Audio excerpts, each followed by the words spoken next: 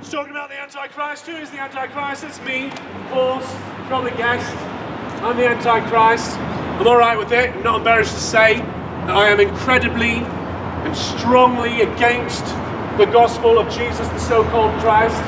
The gospel that he died and was buried and rose again on the third day. I'm very anti that gospel. I am into the things that he said when he said, treat your brother like yourself. I'm super into that. That's cool. That's not his idea, is it? He got that from somebody else. That was around before he was.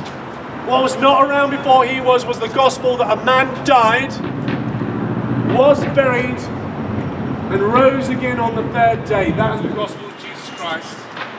And it's absolutely not true. I'm against it. I don't believe it. And that makes me, of course, an Antichrist. But it's a quite privileged position, the Antichrist, because you mere mortals cannot kill me. You cannot even try. For your God says, only he can kill me. Only Christ can kill the Antichrist. And since I'm not worried about seeing Christ anytime soon, what with him being incredibly dead, then there's no problem being the Antichrist. For I will never die, according to your scriptures. But wouldn't it be easy to kill me then and prove my God false? I hear a lot of people say that all they have to do now is stab me, shoot me to death, and that will prove that Flying Spaghetti Monster is not the true God. And I think that you will find that that will only prove that your God is not the true God. Any God that can only silence his critics with violence cannot be omnipotent, can he? Cannot be all-powerful. If your God was a God of truth and love, he can silence me with logic instead of violence. So if ever I die, it is not a proof against my God, but instead a proof against the murderous person who thought that maybe it would be alright to commit violence in the name of God. I think it would disprove Yahweh. I think it would disprove Allah. I don't think it would go very strong to disprove Flying Spaghetti Monster. I think that you'll find that every free man is an Antichrist. Every free American is against the slavery that Christ taught in his name, against the servitude and the eternal torment and fascism of the eternal Father according to Jesus, the perfect man. A fascist state that we are promised in heaven, so-called.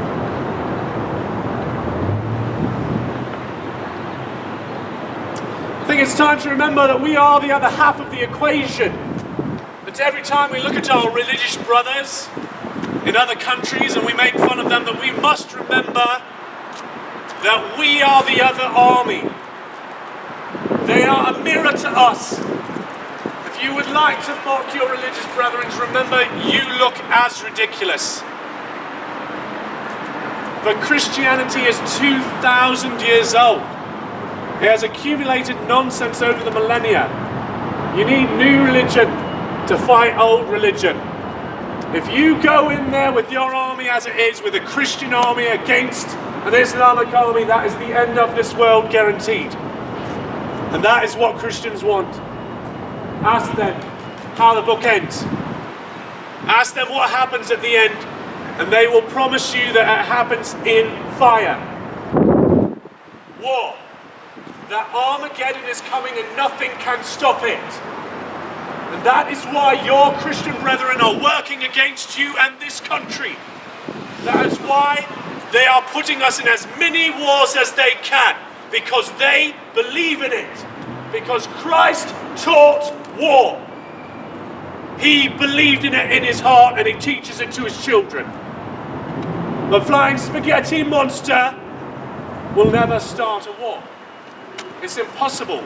It's ridiculous. And my God is the only God that can promise that. He will never ask you to die in his name. But what does Christ promise? That day is coming. That he will ask you to die. He will ask you to murder in his name. Guaranteed. That's why we cannot trust our Christian brethren. For they are working against this nation.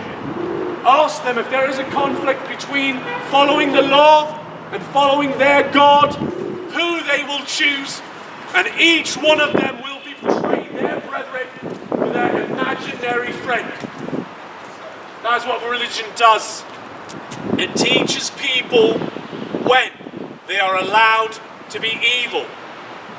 And that's whenever your priest tells you to. The Flying Spaghetti Monster will never, ever ask his children to hurt his other children. The Flying Spaghetti Monster does not preach in-group and out-group. For that is the lie of religion. That your brethren are not your brethren. That your brethren are something less. And they deserve your contempt. That is the gospel of Jesus Christ. The in-group and the out-group. He came only for his people. When the Canaanite woman came to him and asked him for one tiny miracle, he sent her away. He had no miracles to give to people who were part of his out-group. He taught it with his life. He taught it to his followers, and his followers believed him. We need to remove Christ from this country, for he is a cancer. He is dead. He is no longer invited to be part of our civic discourse because of his blood affinity, because he is an old and blood-soaked and pagan god. He does not have the power to save, for I have never seen a resurrected being. He has had his power for 2,000 years, and no human has ever seen a resurrected being. We only find them in our fictitious works millennia ago. If your God had power, we could measure it. It's a bit angry, a bit grumpy, eh? I don't know where I'm going with that.